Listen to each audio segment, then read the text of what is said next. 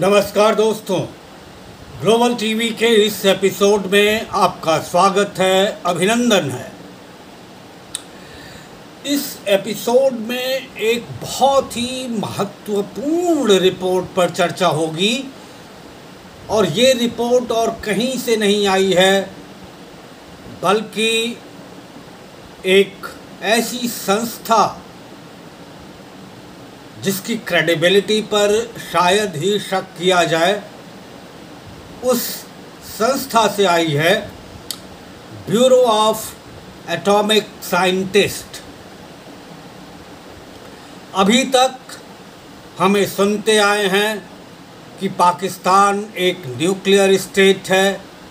अभी हाल में ही जानकारी मिली कि उसके पास 170 न्यूक्लियर वार हेड्स या न्यूक्लियर बॉम्ब्स हैं। लेकिन इस रिपोर्ट में जो सबसे ज़्यादा चौंकाने वाली बात है और वो जो भारत सरकार के लिए भी बहुत ही महत्वपूर्ण जानकारी है, वो ये कि उसके न्यूक्लियर वार हेड्स कहाँ बनाए जाते हैं, उसके रॉकेट लॉन्चर्स कहाँ पे हैं और उन न्यूक्लियर वार हेड्स को कहाँ पर डिप्लॉय किया गया है। ये 17 पेज की रिपोर्ट ये चौंकाने वाले खुलासे करती है और नतीजतन ये बहुत ही महत्वपूर्ण हो जाती है। मेरे ख्याल से अभी तक किसी ने संज्ञान में ये रिपोर्ट नहीं ली होगी, क्योंकि ये रिपोर्ट अभी 11 सितंबर को ही आई है। तो आज इसी रिपोर्ट की चर्चा। 2020 में अमेरिकी राष्ट्रपति जो बाइडेन ने ये कहा था, 2022 में शायद, कि Pakistan is most dangerous place on this earth, और ये रिपोर्ट उसको प्रमाणित करती है। इस रिपोर्ट को लिखने वाले हैं Hans M Kristensen, Matt Korda, Eliana Johns.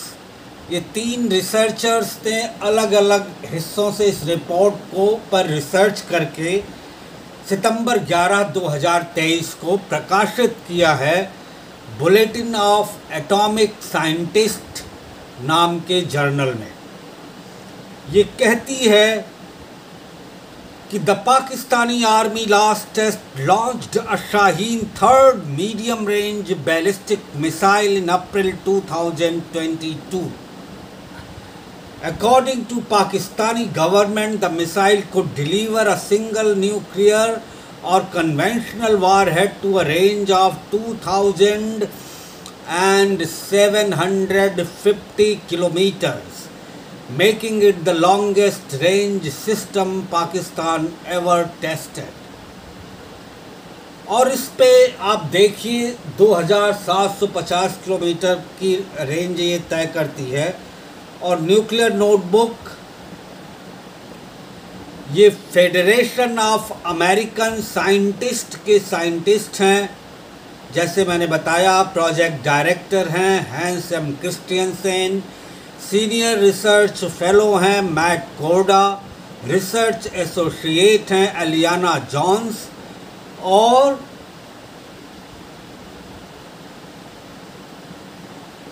ऐसी रिपोर्टें बुलेटिन ऑफ एटॉमिक साइंटिस्ट में 1987 के बाद से ही प्रकाशित होने लगी थी।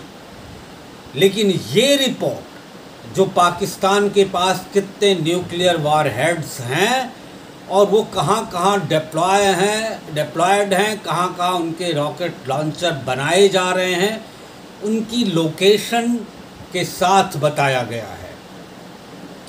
ये कहा जाता है इस रिपोर्ट के आधार पर कि पाकिस्तान के पास इस समय 170 वार हेड्स हैं और जो 2025 तक जिनकी संख्या 200 हो सकती है। अब आगे आते हैं इस रिपोर्ट पर।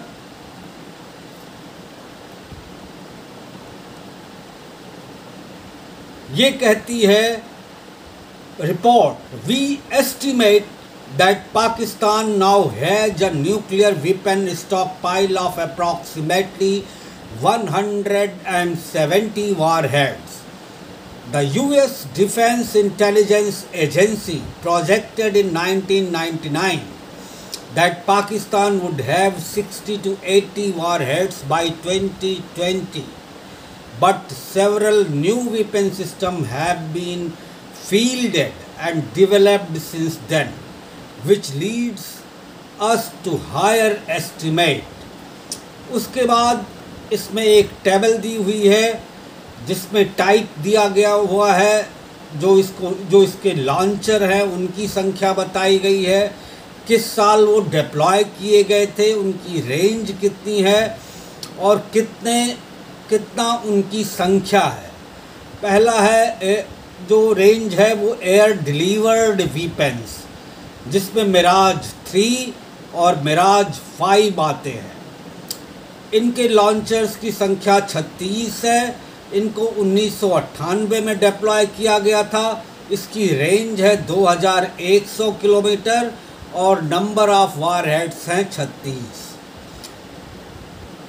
इसके बाद लैंड बेस्ड वीपन, जिनको लैंड टू लैंड फायर किया जाता है, वो है अब्दाली, जो हस्फ 2 मिसाइल लेके चलता है।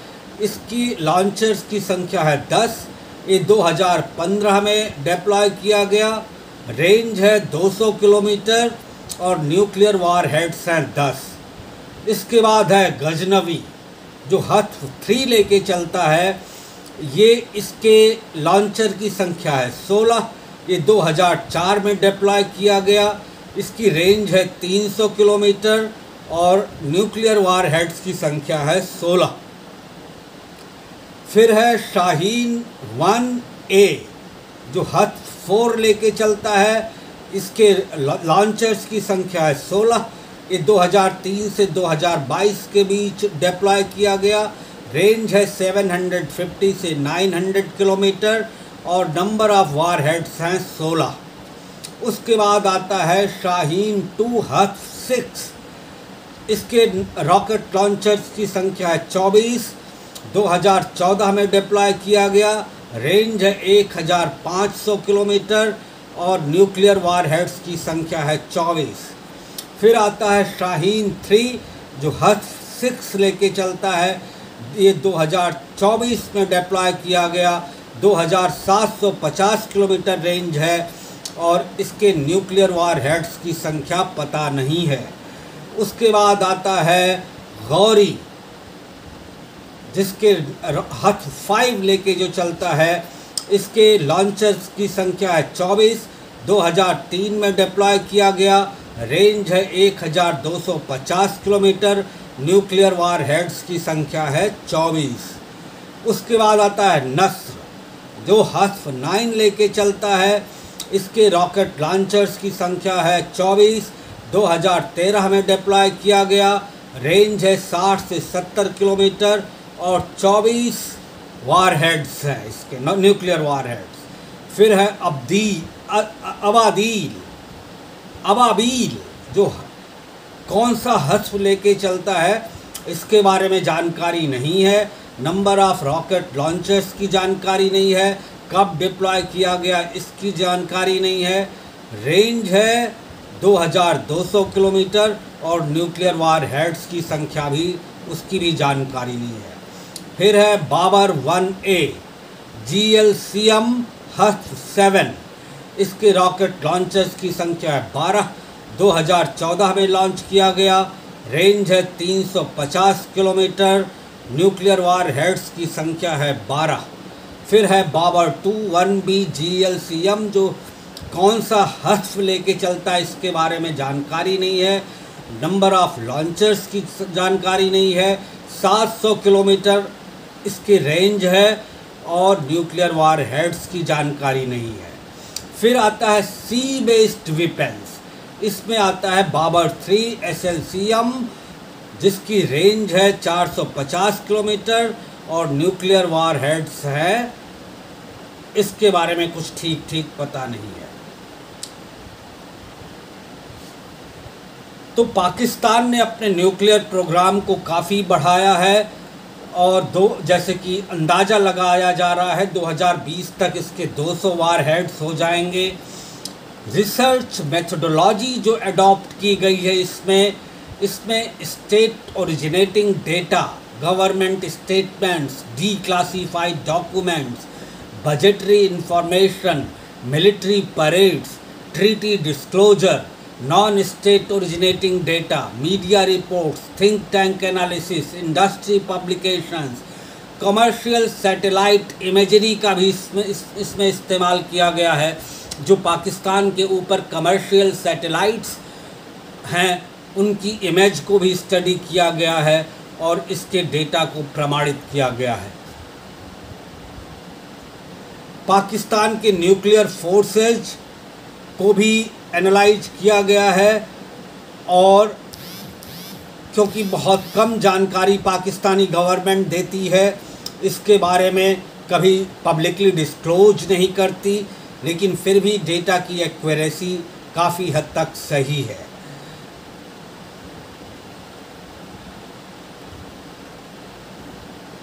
और ज़्यादातर ये जो पाकिस्तानी आर्मी के रिटायर्ड आर्मी ऑफिसर्स हैं उनका इंटरव्यू करके तैयार किया गया है।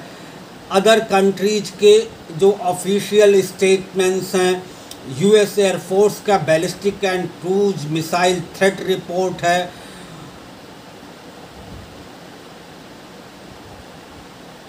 और भी कुछ सोर्सेज हैं इसके, पाकिस्तानी मीडिया की रिपोर्ट्स हैं। लेकिन इसमें जो सबसे महत्वपूर्ण सोर्स है वो सैटेलाइट इमेजरी, जिसमें रॉकेट लॉन्चर कहाँ बनाए जा रहे हैं, वो कहाँ डिप्लॉय किए जाएंगे, वार हेड्स कहाँ हैं, इन सब की इमेजरी पता चली है और बहुत ही महत्वपूर्ण ये डेटा हो जाता है। अब हम जानते हैं पाकिस्तान का न्यूक्लियर डॉक्ट्रिन क्या कहता है। वो कहता है क्रेडिबल मिनिमम डिटरेंस, कि डिफेंस की स्थिति में क्रेडिबल और मिनिमम डिटरेंस का इस्तेमाल किया जाए, और जो डीक्लासिफाइड सोर्सेज हैं ये तो ऑफिशियल रिकॉर्ड है, इसके अलावा जो उनकी सोच है, जिसके बारे में किसी को पता नहीं है, वो है फुल स्पेक्ट्रम डिटरेंस की। और ये पोस्चर उनका ज़्यादातर इंडिया के लिए इस्तेमाल किया जाता है। मई 2023 में lieutenant general retired Khalid Kidwai ने, जो पाकिस्तान की नेशनल कमांड अथॉरिटी के एडवाइज़र थे और जिन्होंने nuclear weapon development doctrine and employment देखा था, उन्होंने एक speech the institute of strategic studies Islamabad, where he offered his description of what full spectrum deterrence is. He says, and I quote, "The Pakistan possesses the full spectrum of nuclear weapon in 3 categories: strategic, operational and tactical, with full range coverage of the large Indian land mass and its outlying territories. There is no place for India's strategic weapons to hide." ये वो कह रहे हैं पाकिस्तान के lieutenant general Khalid Kidwai.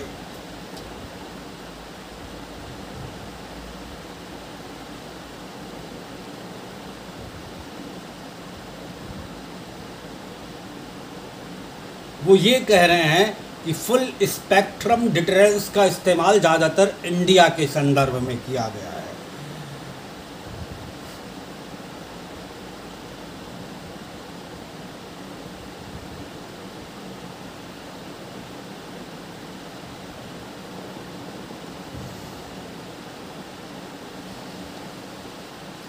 आगे ये कहते हैं, रिपोर्ट कहती है, Kidwai and other farmer Pakistani officials have explained that this posture as well as Pakistan's particular emphasis on non-strategic nuclear weapons is specifically intended as a response to perceived India's Cold Start Doctrine.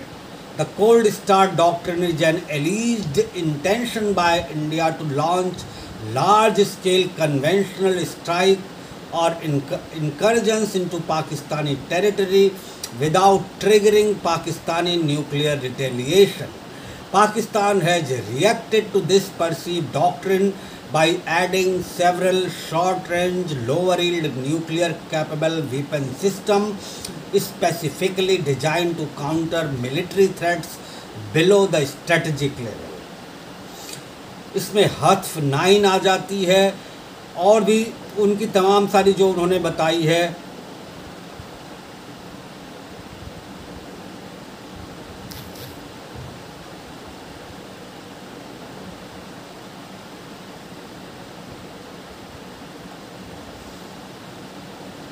ये कह रहे हैं एक चीज और है जो इस रिपोर्ट कर रही है कि the Trump administration echoed this assessment in 2018.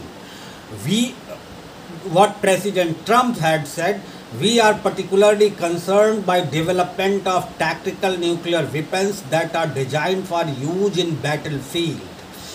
We believe that these systems are more susceptible to terrorist theft and increase the likelihood of nuclear exchange in the region. The Trump administration's South Asia strategy in 2017 urged Pakistan to stop sheltering terrorist organizations, notably to prevent nuclear weapons and materials from coming into the hands of terrorists.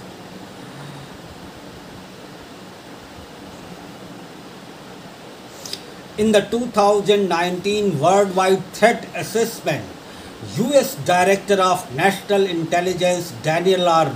Coats said, Pakistan continues to develop new types of nuclear weapons, including short-range tactical weapons, sea-based cruise missiles, air-launched cruise missiles, and longer-range ballistic missiles, noting that the new types of nuclear weapons will introduce new risks for escalation, dynamics, and security in the region. The Defense Intelligence Agency appeared to tone down its language slightly in its 2021 and 2022 Worldwide Threat Assessment, stating that Pakistan very likely will continue to modernize and expand its nuclear capabilities by conducting training with its deployed weapons and developing new delivery systems.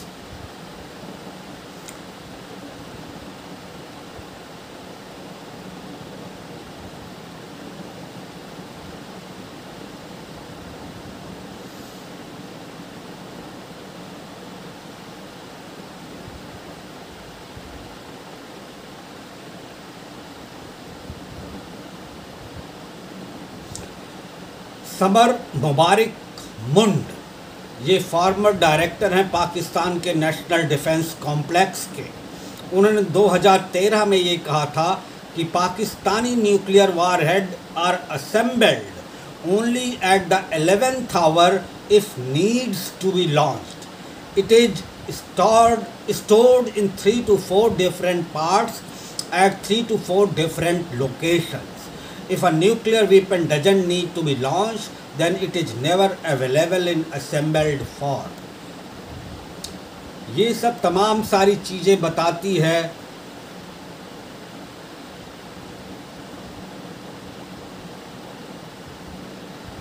आगे एक बात कहती है report, ये Balakot strike का जिक्र करती है। The National Command authority of Pakistan was convened after India and Pakistan engaged in open hostilities in February 2019 when Indian fighters dropped bombs near the Pakistani town of Balakot in response to a suicide bombing conducted by a Pakistan-based militant group. In retaliation, Pakistani aircraft captured उन्होंने वो जिक्र किया है जो पूरा incident हुआ था। I hope you know what the National Command Authority means and what it constitutes. I said that we will surprise you, wait for the surprise. You have chosen a path of war without knowing the consequences of peace and security of the region. In his memoir published in January 2023, former US Secretary of State Mike Pompeo mentioned the February 2019 crisis, saying that India and Pakistan came close to a nuclear conflagration.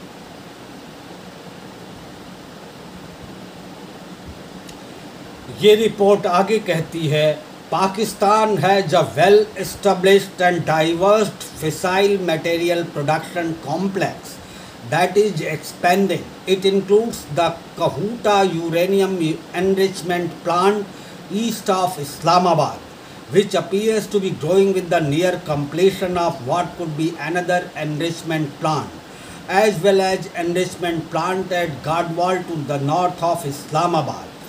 4 heavy water plutonium production reactors appear to have been completed at what is normally referred to as the Khushab complex, some 33 kilometers south of Khushab in Punjab province. 3 of the reactors at the complex have been added in the past 10 years. The addition of a publicly confirmed thermal power plant at Khushab provides no information for estimating the power of the 4 reactors. तो ये report कहती है कि कहूटा का जो इनका uranium enrichment plant है वो लगातार बढ़ता जा रहा है। इसके अलावा जो गढ़वाल में है नॉर्थ ऑफ इस्लामाबाद के उत्तर में गढ़वाल में है, जिसमें 4 heavy water plutonium production reactors complete हुए हैं। ये पिछले 10 साल में हुआ है। इसके अलावा खुशाब कॉम्प्लेक्स जो पंजाब के प्रोविंस में पड़ता है, साउथ ऑफ खुशाब में है, खुशाब के दक्षिण में है, वहाँ 3 रिएक्टर्स तैयार हो रहे हैं। और इसके अलावा निलोर इस्लामाबाद के पूरब में है, वहाँ पर एक रीप्रोसेसिंग प्लांट है। फ्यूल और प्लूटोनियम के एक्सट्रैक्ट्स को ये एनरिच करता है। और चौथा जो है वो चाशमा, वो north western part of Punjab में पड़ता है, जो 2015 के आते आते कंप्लीट हो गया है। A significant expansion to the Chashma complex was under construction between 2018 and 2020, although it remains unclear whether the reprocessing plant continued to operate throughout the period. मतलब उनका कहना है 2018-2020 आते आते ये जो चाशमा प्लांट है ये पूरा हो चुका था, ऐसा अंदाज़ा लगाया जा रहा है। जून 2023 में चीन और पाकिस्तान ने एक मेमोरेंडम ऑफ अंडरस्टैंडिंग साइन किया, जिसमें 4.8 बिलियन की एक नया प्लांट चीन लगाएगा, जो चाशमा में होगा 1200 मेगावाट का रिएक्टर। अब जो सबसे महत्वपूर्ण जानकारी है वो ये है कि न्यूक्लियर कैपेबल मिसाइल और उनके मोबाइल लॉन्चर्स को कहाँ पे डेवलप किया जा रहा है। तो ये डेवलप किए जा रहे हैं नेशनल डिफेंस कॉम्प्लेक्स में, कभी कभी इसको नेशनल डेवलपमेंट कॉम्प्लेक्स कहा जाता है, ये काला चीता दार माउंटेन रेंज में है जो इस्लामाबाद के पश्चिम में पड़ता है। कॉम्प्लेक्स को 2 हिस्सों में बांटा गया है। पश्चिमी हिस्सा जो एटॉक के दक्षिण में पड़ता है, जो कि डेवलपमेंट, प्रोडक्शन और टेस्ट लॉन्चिंग के लिए रॉकेट इंजन्स और मिसाइल्स के इस्तेमाल किया जाता है, और पूर्वी हिस्सा जो फतेह जंग एक जगह है उसके उत्तर में पड़ता है। ये प्रोडक्शन असेंबली का काम करता है, road mobile transporter, erector, launchers और जो डिजाइन बनाए जाते हैं मिसाइल को और वहाँ से ट्रांसफ़र करने के लिए, ट्रांसपोर्ट करने के लिए। इस रिसर्च पेपर का जो सबसे महत्वपूर्ण हिस्सा है सैटेलाइट इमेजरी, ये ट्रांसपोर्ट इरेक्टर लॉन्चर्स की चेसिस को वहाँ से निकलते और जाते हुए कई बार उसने फ़ोटो खींची है।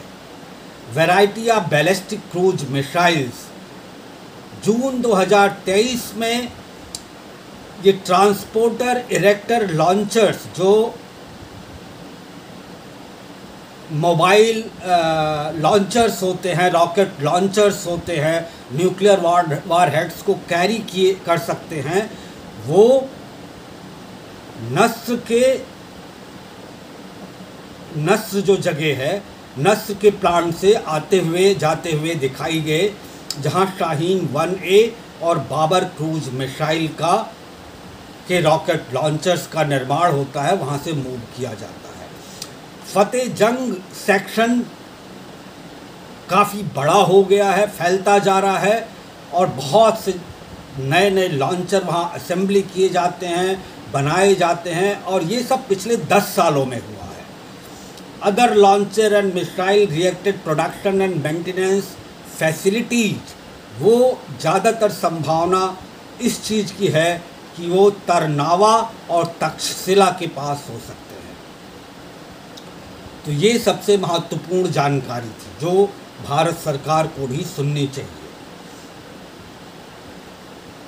बहुत कम जानकारी है कि वार हेड्स का न्यूक्लियर, ये तो जो मैंने बताया जो वो उन रॉकेट लॉन्चर्स के बारे में है जो न्यूक्लियर वार हेड्स को मोबाइल ट्रांसपोर्ट सिस्टम में ले जाते हैं, लेकिन न्यूक्लियर वार हेड्स का प्रोडक्शन कहाँ हो रहा है कि ये पाकिस्तान के ऑर्डिनेंस फैक्ट्रीज जो हैं, जो वाह के नज़दीक हैं, नॉर्थ वेस्ट इस्लामाबाद में हैं, वहाँ पर बनाई जा हो सकती है।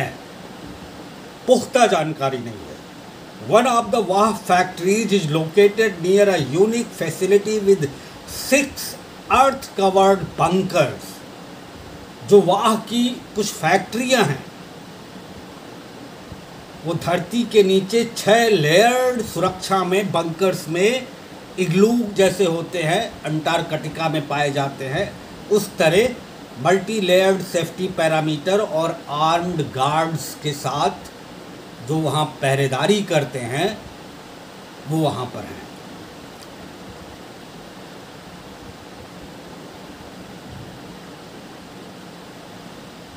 दो 2023 के शुरुआत में international panel of fissile material, उसने एस्टिमेट किया था कि 4,900 किलोग्राम और प्लस माइनस 1,500 किलोग्राम, ये 90% एनरिच्ड, हाईली एनरिच्ड यूरेनियम और 500 किलोग्राम वीपन ग्रेड यूरेनियम ये पाकिस्तान के पास है।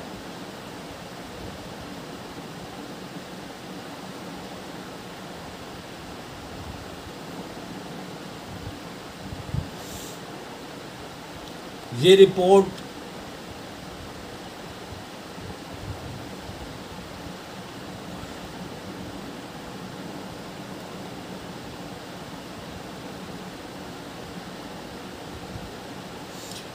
एक जो नोट है वो ये, the amount of fissile material in warheads and the size of the warheads can be reduced and their yield increased by using tritium to boost the fission process. Pakistan's tritium production capability is poorly understood due to a lack of reliable public information. और फिर मैं यही कहूँगा, इस research paper की रीढ़ है उन कमर्शियल सैटेलाइट जो यूएस के थे, अमेरिका के थे, जिन्होंने सैटेलाइट इमेजरी इसकी बनाई। तो ये आप मान के चलिए।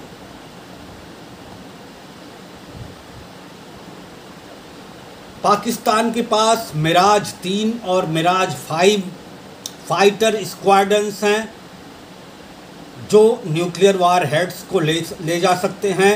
ये मसरूर एयरबेस जो कराची के बाहर है और 32nd विंग वहाँ पर तैनात रहती है मिराज स्क्वाड्रन की। 7th स्क्वाड्रन जिसे बैंडिट्स के नाम से जाना जाता है, 8th स्क्वाड्रन जिसे हैदर के नाम से जाना जाता है, 22nd स्क्वाड्रन जिसे गाजीज के नाम से जाना जाता है, ये वहाँ तैनात रहती है। A possible nuclear weapon storage site is located 5 kilometres north west of the base. ये क्रिस्टियनसेन के आंकड़े हैं। और since 2004 highly guarded underground facilities have been constructed at Masroor that could potentially be designed to support a nuclear strike mission. This includes a possible alert hangar with underground weapon handling capabilities. और जो मिराज के basis है वो Rafiki air base है शोरकोट के नज़दीक, जो 34th wing 2 Miraj squadrons की है। द 15th स्क्वाड्रन जिसे कोबराज कहते हैं, द 27th स्क्वाड्रन जिसे जाराज कहते हैं। और 2021 को पाकिस्तान के प्रेसिडेंट डॉक्टर आरिफ अलवी इन्होंने इसको विजिट किया था और कुछ सेरेमनी भी वहाँ हुई थी। The Mirage 5 is believe to have been given a strike role with Pakistan small arsenal of nuclear gravity bombs, जबकि मिराज 3 के पास, मिराज 5 को छोटी ग्रेविटी के बॉम्ब गिराने के लिए बनाया गया है, मिराज 3 को टेस्ट लॉन्चेज के लिए बनाया गया है, क्रूज मिसाइल्स के लिए बनाया गया है और राद 2 के फॉलोअप के लिए बनाया गया है। पाकिस्तानी एयरफोर्स ने मिराज में एरियल रिफ्यूलिंग की कैपेबिलिटी डेवलप की है और रफ़ीक एयर बेस में 2021 में इनका प्रदर्शन किया गया था। Air launched dual capable RAD ALCM is believed to have been test launched at least 6 times. Pakistani government states that RAD can deliver nuclear and conventional warheads with great accuracy to a range of 350 kilometers.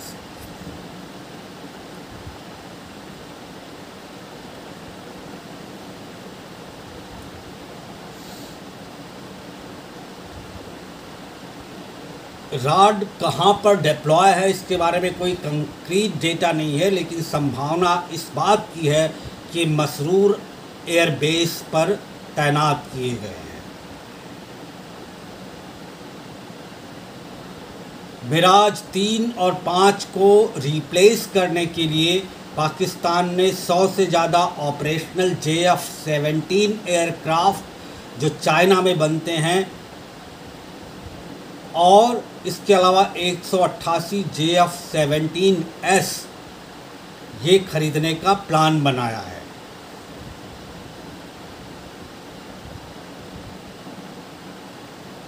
और 12 JF-17 block 3 aircraft को इन्होंने 16th squadron में, जिसे black panthers के नाम से जानते हैं, मार्च 2023 में शामिल किया है।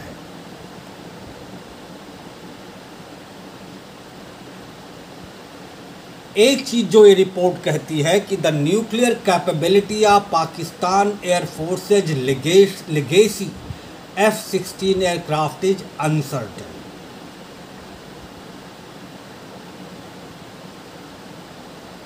और साथ ही अमेरिकी सरकार ने पाकिस्तान सरकार के साथ जो MOU साइन किया था F-16 एयरक्राफ्ट को देने के लिए, यहाँ ये बात बतानी ज़रूरी है कि F-16 एयरक्राफ्ट में न्यूक्लियर वारहेड्स ले जाने की कैपेबिलिटी नहीं है, और साथ ही अमेरिकी सरकार ने कोई अल्टरेशन करने से F-16 एयरक्राफ्ट में MOU में पाकिस्तान सरकार को मना किया है।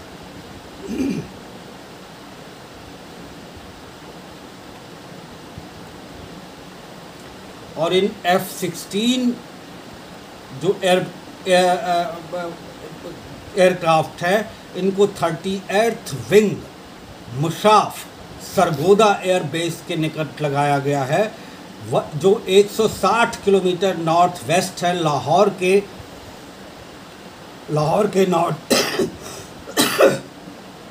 के नॉर्थ वेस्ट में, जहां पर 9th और 11th squadrons Griffith and arrows ये डिप्लॉयड है। ये एयरक्राफ्ट 1600 किलोमीटर की रेंज रखता है।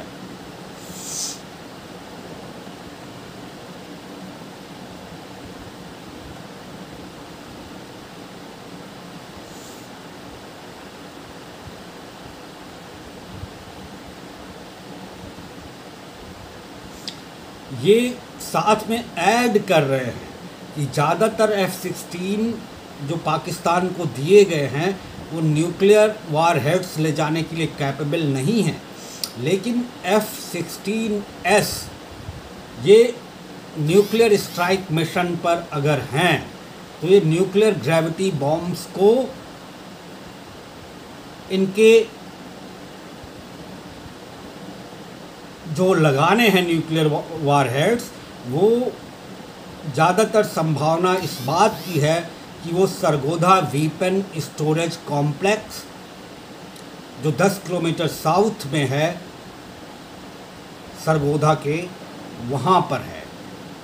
और क्राइसिस की स्थिति में those bombs can be transferred to the base.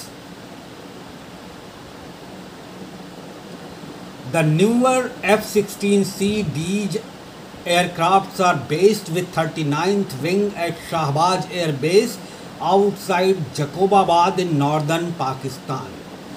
जो F-16C और D एयरक्राफ्ट है पाकिस्तान अमेरिका के दिए हुए, वो 39th wing Shahbaz air base पे हैं, जकोबाबाद के नॉर्दर्न पाकिस्तान में Jacobabad. The wing upgraded to F-16C Deej from Mirages in 2011 and so far has no squadron.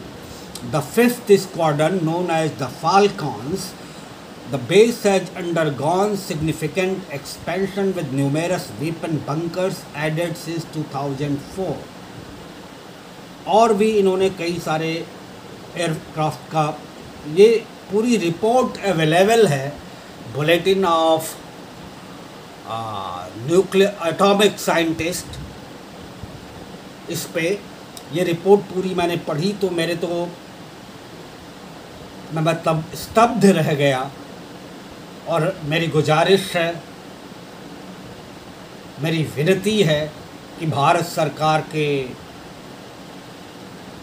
Defence के लोग या इंटेलिजेंस के लोग, मैं तो एक फॉरेन करेस्पॉन्डेंट के नाते, एक जर्नलिस्ट होने के नाते, ये रिपोर्ट मैंने जब कल ये देखा तो मुझे लगा ये रिपोर्ट भारत और भारतीयों के हित में है, और ये बताना चाहिए कि किस तरह की दुश्मन की तैयारी है।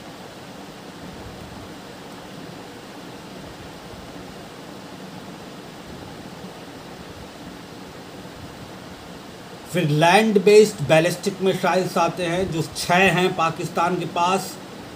ये हैं अब्दाली हथ 2 ले जाती है, गजनवी हथ 3 ले जाती है, शाहीन 1A हथ 4 ले जाती है, नस हथ 9 ले जाती है, और मीडियम रेंज की गौरी है जो हथ 5 ले जाती है, और शाहीन 2 है जो हथ 6 ले जाती है।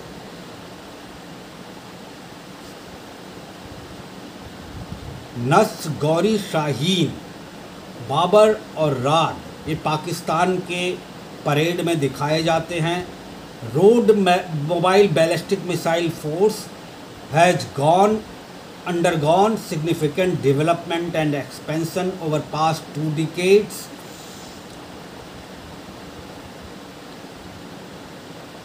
इसके अलावा short range solid fuel single stage Abdali हथ 2 ले जाती है।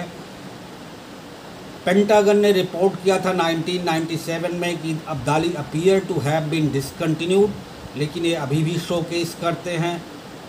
इसके अलावा ये सब जो है शोकेस कर चुका है ये पाकिस्तान अपना।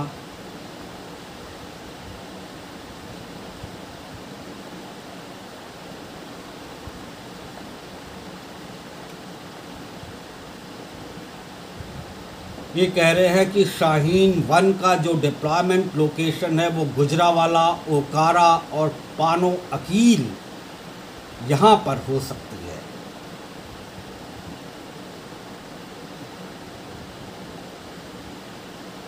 इसके अलावा नस जो हथ 9 ले जाती है वो 60 किलोमीटर रेंज है, ज़्यादा से ज़्यादा से बढ़ाकर इसे 70 किलोमीटर कर सकते हैं।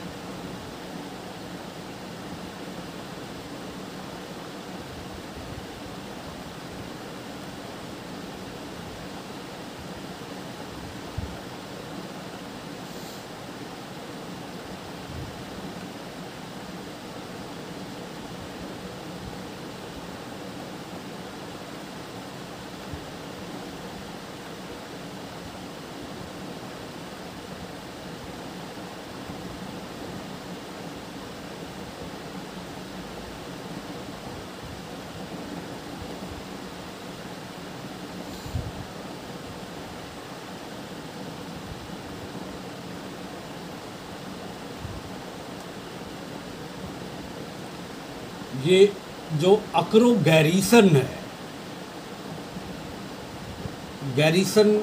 अकरो गैरीसन ये बता रहे हैं कि जहाँ पर total number of locations of Pakistan nuclear capable missile bases and facilities are still unknown, लेकिन जो सैटेलाइट इमेजरी से पता चला है, एक तो अकरो गैरीसन जो 18 किलोमीटर दूर है हैदराबाद, जो पाकिस्तान का हैदराबाद है, वहाँ से southern part of Sindh province and around 145 kilometres away from Indian border, सिर्फ और सिर्फ 145 किलोमीटर दूर है।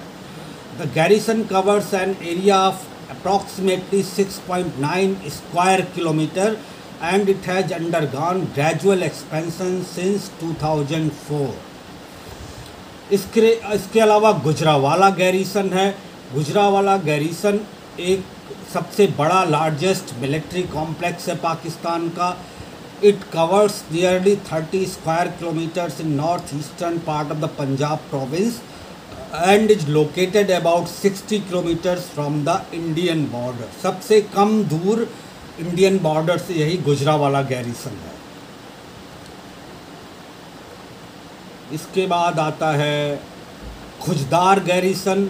Khuzdar garrison is located approximately 220 kilometres west of Sukkur in south east Balochistan province and the farthest known missile garrison from the Indian border. इसके बाद पानो Aqeel garrison है। ये 85 किलोमीटर दूर है इंडियन बॉर्डर से, northern part of Sindh province के पड़ता है and is split up in several sections that cover a combined area of nearly 20 square kilometres. उसके बाद सरगोधा गैरीसन है।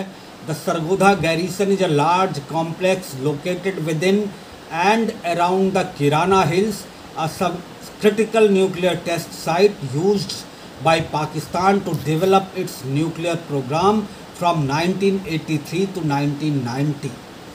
सरगोधा गैरिसन जो है वो किराना हिल्स में है, जो सब क्रिटिकल न्यूक्लियर टेस्ट साइट भी है पाकिस्तान की, और 1983 से 1990 तक पाकिस्तान के न्यूक्लियर प्रोग्राम को यहीं डेवलप किया गया था. Directly north west of likely conventional munition storage area, there appear to be 10 dispersed potential TEL garage. TEL क्या होते हैं? ट्रांसफर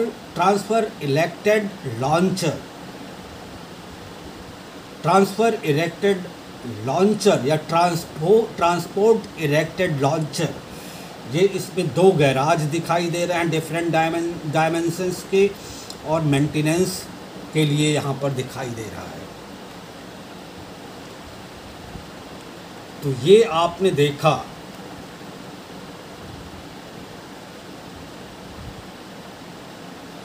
ये पूरी स्थिति है पाकिस्तान के न्यूक्लियर प्रोग्राम की.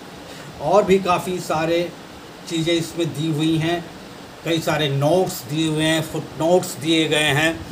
मुझे लगता बहुत ज़्यादा रिसर्च की गई है इस रिसर्च पेपर को इन जो 3 प्रिंसिपल इन्वेस्टिगेटर और रिसर्च स्कॉलर्स ने बनाए हैं, और ये बहुत ही महत्वपूर्ण दस्तावेज है, भारत सरकार के लिए भी हो सकता है.